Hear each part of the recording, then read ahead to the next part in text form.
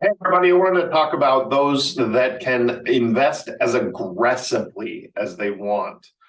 Quite often, well, all the time, I get the question, well, what's my balance? What should I have? 50-50, 60-40, 40-60.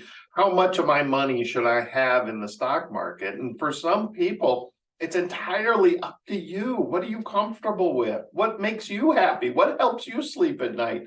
What are your goals? And sometimes there's a mismatch, and sometimes you're just allowed to do whatever you want. And so let's talk about these people that are allowed to invest as aggressively as they want in a responsible way, right? Meaning their situation allows them to. Okay. Sometimes situations really mean that you have to have some safe investments, those people that need their money. So there's your hint. The easiest one that we all should know is when you're still in your working years, you've got all this income coming in, you got obviously plenty of income to pay your bills and fund money, and you're hopefully still saving, okay? You've got a little emergency fund set aside in case you lose your job, and you're at least 5 years away from retirement.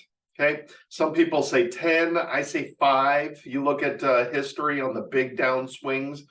Even 2008, we were able to have portfolios come back and recover within typically about 4 years. And that's not even accounting for putting money in. So just understand that when we look at situations, there's certainly gray area on all sides of it. But people that can be as aggressive as they want, well, here you go. A 20, 30, 40-year-old can be as aggressive as they want. Not a big fan of lots of speculative investing, but certainly could handle some speculative investing, because if it falls apart, you got plenty of time to recover. And sometimes you hit it big and it makes a difference. So no problem with this scenario. The next one, let's move into people that are retired. Yes, there are people that are retired that are allowed to invest as aggressively as they want. Guaranteed income that pays all of your budget, including the fun stuff. And weirdly, I see this quite often.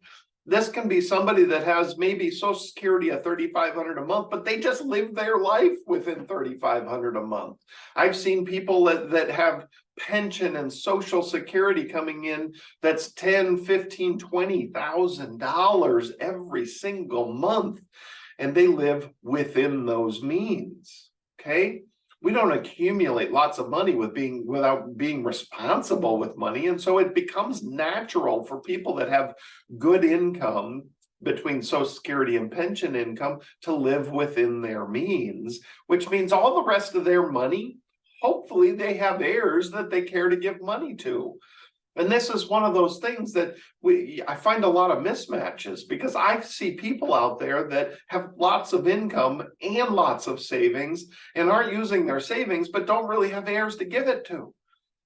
And that becomes an interesting situation, I guess, to say the least, because now who are you growing the money for? You already have more than you need. Some people realize that, some people don't.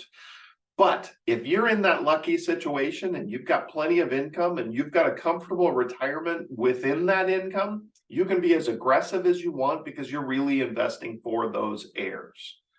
So understanding when you're in that situation can alleviate the stress of the ups and downs of the market, because you don't need the money. And you're investing for somebody who's probably 20, 30, 40 years old anyways, and they can handle the ups and downs. And then the next person, I'm going to put some limitations on this next person. You're still retired, okay? But maybe you're in a situation where your income doesn't pay all the fun stuff. I prefer that your income, the Social Security, pension, income annuities, anything that's guaranteed payment to you for the rest of your life, as long as that pays your base living expenses, and you're just pulling a small amount from your portfolio. Think of Warren Buffett. Warren Buffett has billions of dollars and he goes to McDonald's for his $1 breakfast. So if you're pulling a tiny percentage, and I put some limits on this, anything below 2%, I consider a very small withdrawal percentage. You're sitting on millions, but you're pulling thousands. That's what we're talking about. So your nest egg exceeds your needs significantly. then you're in a position where put some cash aside so they have at least some emergency money. And I say 2 years here, 2 years over here, right there. 2 years worth of cash backup, and again, it shouldn't be a huge amount of money. We're talking about somebody who has income to pay their base living expenses. So, set aside 2 years worth of cash. Nowadays, we can have money markets that are earning money, and then you can get as aggressive as you want in that stock portfolio because the burden on that portfolio is very minimal. And if we go into a big downturn, you at least have the cash as that backup to pull from in those periods where you're trying to recover that portfolio. Okay, so put some limitations on this. We don't really need to be getting into speculative investing. Don't lose your money. Limit the amount of individual stock positions unless you're going to do a whole bunch of individual, essentially creating your own mutual funds. So just put some limitations on this one and you should be fine being as aggressive as you want to be. Again, this is a want. This is a desire to be aggressive. Some people are addicted to growth and more money, and some people, it's just they built their wealth this way and it's worked great for them so far. Why can't we keep doing it? And I'm okay with that mentality when we have these situations. So hopefully that helps and put some guidelines on who's allowed to just throw it all in the market and let it ride and keep letting it ride, because some people can do this. Their situations allow them to do this. That's the important part to understand about this. Everybody gets to invest however they want, but sometimes situations call for one or another type of investing. So if you need help deciphering any of this stuff, obviously give us a call, shoot us an email. I love all this. And sometimes there's legitimate black and white calculations that will help you start seeing your own situation. And that's what I find interesting is a lot of people don't really see their situation as clearly as I do sometimes.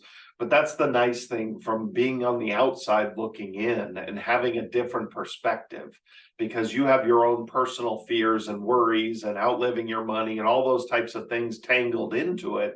Whereas I'm looking at it from the outside from 10,000 feet, and then we can hone in on details. So always happy to help. Shoot us an email, give us a call. If you like the video, if you like any of our videos, subscribe. I keep putting in more and more videos every week. I'm trying to continue to do at least 2 a week. So keep coming back. Make sure you read all the verbiage below. There's lots of website links and reports and all other good information and fun stuff. Maybe you'll find some of our full classes that we do live over Zoom. So let us know if we can help out, and hope to see you soon. See you next week.